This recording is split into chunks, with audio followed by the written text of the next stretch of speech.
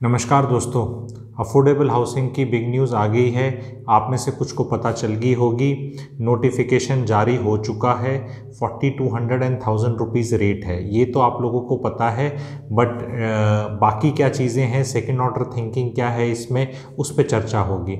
एक तो ये है जी, कंस्ट्रक्शन लिंक हो गया है, वो बहुत बड़ी न्यूज़ आ रही है। रेट बढ़ने का तो काफ़ी दिनों से लोगों को आइडिया था, लेकिन अब कंस्ट्रक्शन लिंक्ड भी हो गया है। ये बहुत अच्छी खबर है बहुत लोगों के लिए। लेकिन अब इससे आगे क्या होगा, वो second third fourth order thinking करने की, किसी चीज़ के होने से क्या होता है सेकंड ऑर्डर, ये होने से क्या होता है थर्ड ऑर्डर, इसके होने से क्या हो सकता है वो फोर्थ ऑर्डर, ये बेसिक चीज़ होती है। तो सिंस पहले क्या होता था कि 3 साल में पैसा ले लेते थे एंड बनता था 5 साल में, ये एक फैक्ट था। अब क्या है, एक चेंज और आया है कि 4 साल बाद लाइसेंस भी रिन्यू कर लेंगे। पहले नहीं था प्रोविज़न, 4 साल में बिल्डर को बना के देना था। वो अलग बात है कि वो फिर भी बना के नहीं देता था और उसका कुछ ना कुछ चलता ही रहता था। लेकिन अब गवर्नमेंट ने 4 साल के बाद रिन्यूअल का भी प्रोविज़न रख लिया है। तो जैसे मैं बहुत दिनों से पहले बोल रहा था, सब लोगों को मैं बता रहा था कि 5 इयर्स तो हैं ही। Once you come in affordable housing में आप अप्लाई करते हैं, बी मेंटली प्रिपेयर्ड की पोजीशन 5 साल में होगा। बहुत क्लियरली बता रहा हूँ, अगर 4.25 में हो जाए तो कंसिडर यू सिर्फ लक्की, अदरवाइज 5 साढ़े 5 साल तक लगेंगे, ये फैक्ट है। क्योंकि एक रीज़न और आप ये देखिए कि अभी एनजीटी का बैन लग जाता है सर्दियों में, तो जो 5 साल का बिल्डर के पास टाइम है, प्रैक्टिकली तो उसे 4 साल का ही मिलता है। हर साल 2-3 महीने ये चलता है, नवंबर दिसंबर जनवरी में हफ्ता लगेगा, हफ्ते दिन बैन लगेगा, 10 दिन बैन लगेगा। उसमें फिर क्लैरिटी नहीं है कि 10 दिन बाद श्योर शॉट पोल्यूशन ठीक होगा और पराली जलानी बंद करेंगे और फिर दोबारा काम शुरू हो जाएगा। तो उसमें क्या, जो लेबर होती है ना, वो लेबर फोर्स चली जाती है जी। तो जो मोमेंटम होता है ना कंस्ट्रक्शन का, वो ब्रेक हो जाता है। एक बार लेबर फोर्स लेफ्ट राइट हो जाए, फिर उनको दोबारा इकट्ठा करना बहुत मुश्किल होता है। तो पेपर पे तो लगता है कि हाँ बैन इतने ही दिन का था, लेकिन एक्चुअल में मोमेंटम जो ब्रेक होता है उससे कितना नुकसान होता है, वो एक समाज को सोचना है। दूसरी चीज़ ये देखनी है कि जी आपको ये जो पोल्यूशन है, ये क्या डस्ट का ही पोल्यूशन है? कंस्ट्रक्शन तो पूरे साल होती है, गाड़ियां तो पूरे साल चलती हैं, तो ये एडिशनल चीज़ तो पराली का ही है। हालांकि किसानों के बारे में बोलना और कुछ करना इंडिया में इज़ नॉट वेरी इजी, ना मैं भी नहीं बोलने वाला, ठीक है।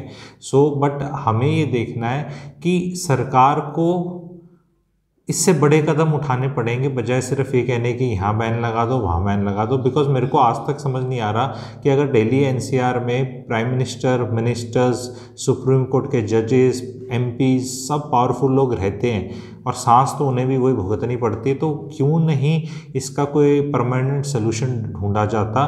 3 से 3.5 करोड़ की तो आबादी है, अगर हर आदमी भी 200-300 रुपये दान दे दे कि गवर्नमेंट के किसी फंड में डाल दे, तो 700-800 करोड़ रुपए दे के इनको मशीनें दे दो। मतलब मुद्दा तो यही है ना कि भाई वो पराली उगती है क्योंकि वो जलाते हैं, क्योंकि उनके पास कोई और जरिया नहीं है अपनी दूसरी फसल बोने का, जो टाइम पीरियड कम होता है, तो मशीनों का ही लफड़ा है। लोग कहते हैं सरकार ने इतनी दी इतनी दी इतनी दी, कितनी दी मुझे तो पता नहीं।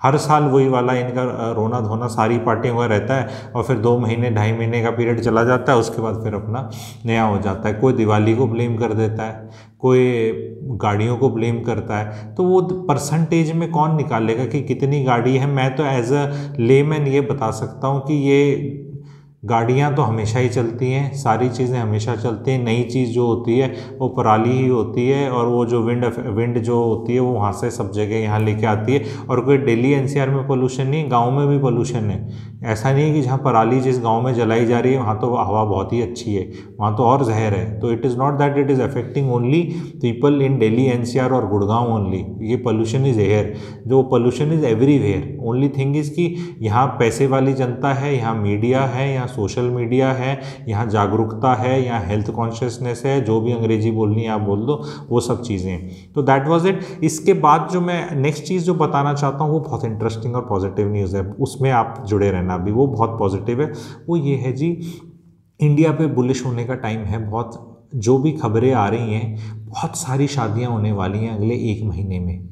25 लाख के करीब की फिगर है। बिकॉज ये जो कोविड के टाइम का 1.5-2 साल का ये जो इकट्ठी हो गई थी ना शादियां होना, वो होना है, क्योंकि अप्रैल मई में भी बहुत कोविड की कहर थी, तो शादियां काफ़ी पोस्टपोन हो रखी थी, जो मंगनी होके बैठी हुई थी या लोग कह रहे थे बाद में करेंगे। तो ये शादियों से इकोनॉमी में तो होने वाला है, बट मैं इसको अफोर्डेबल हाउसिंग के साथ कैसे लिंकअप करना चाहता हूँ, वो ऐसे करना चाहता हूँ, जो मैं सेकंड थर्ड ऑर्डर थिंकिंग कर रहा हूँ।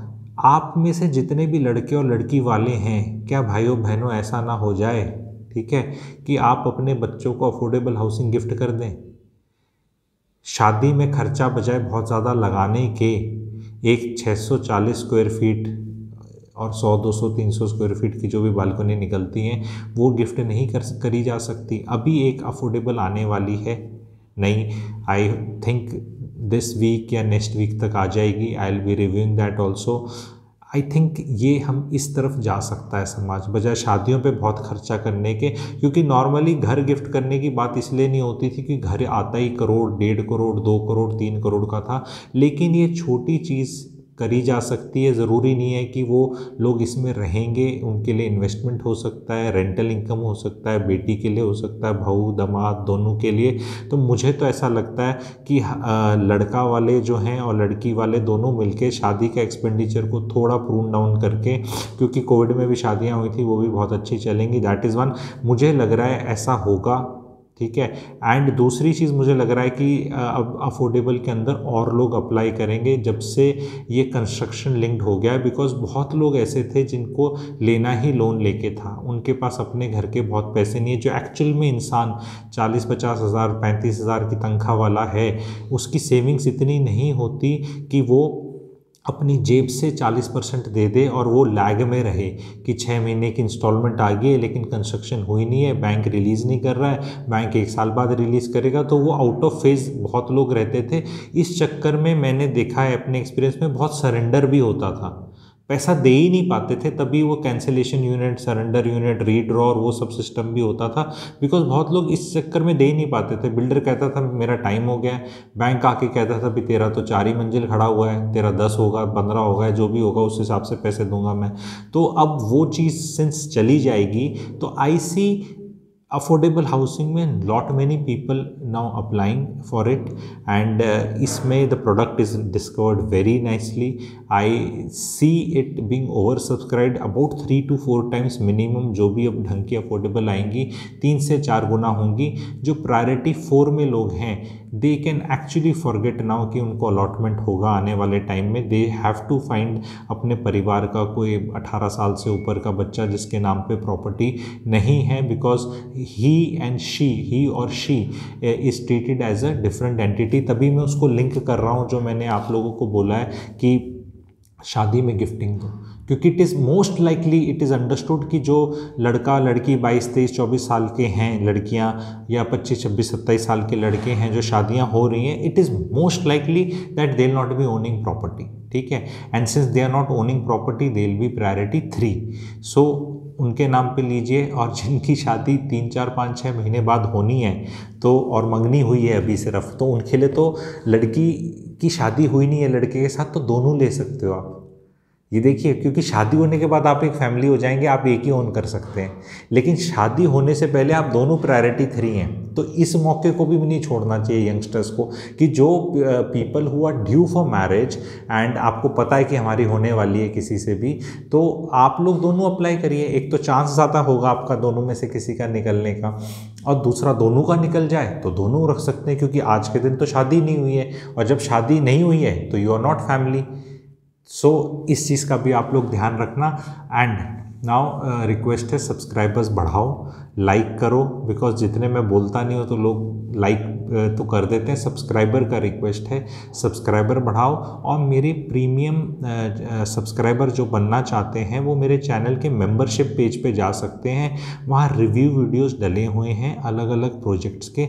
आप देखिए, आपके प्रोजेक्ट का भी रिव्यू हो सकता है, जिसमें इंटरेस्टेड हैं तो आप मेरी डायमंड मेंबरशिप ले सकते हैं 89 रुपीज़ की, ज्वाइन बटन दबा के, and you will be able to see all those videos. पर वो वीडियोज़ कौन से हैं, क्या हैं, आपके इंटरेस्ट के हैं, तो उसको करने के लिए आपको वो दबाना है, मेरा चैनल का बटन नीचे दबाना है जो इस तरह आता है, जहाँ पे सब्सक्राइब जॉइन लिखा होता है उसको दबाओ। ऊपर फिर आ जाएगा होम, वीडियो, प्लेलिस्ट ऐसे करके आएगा। फिर एक जगह मेंबरशिप आएगा, जहाँ मेंबरशिप है जब आप वहाँ दबाओगे तो जितने भी मेंबर्स ओनली के लिए वीडियो डले हैं एंड जो ऑलरेडी मेंबर्स बन चुके हैं जिनको पता ही नहीं कहाँ देखने वीडियोस, तो that is the place for you. Go and press membership दबाओगे तो वीडियोस उसमें आते रहेंगे। प्रीमियम सब्सक्राइबर्स के भी वीडियो रेगुलरली अब डलते रहेंगे। ऑलमोस्ट मेरा टारगेट है गुड़गांव के ऑलमोस्ट हर प्रोजेक्ट को रिव्यू करके वहाँ डाल देना। वो एक अपना डेटा बैंक और लाइब्रेरी टाइप मान लीजिए आप, तो उसमें जो भी अब डलते रहेंगे उसकी जो पेस है, तो प्रोजेक्ट्स भी बहुत हैं, it will take me few months, लेकिन ऑलरेडी उस पर 15-20 डल चुके हैं अलग अलग तरह के। मेरा एक 50 प्रोजेक्ट वाला रिव्यू भी डला हुआ है जिसमें 50 प्रोजेक्ट्स मैंने करे थे, वो मैंने एक लाइव सेशन किया था, वो भी डला हुआ है उसके अंदर 50 प्रोजेक्ट्स के बारे में। आई एम श्योर उसमें से आपका प्रोजेक्ट होगा, उस वीडियो को भी आप देख सकते हैं। Thank you.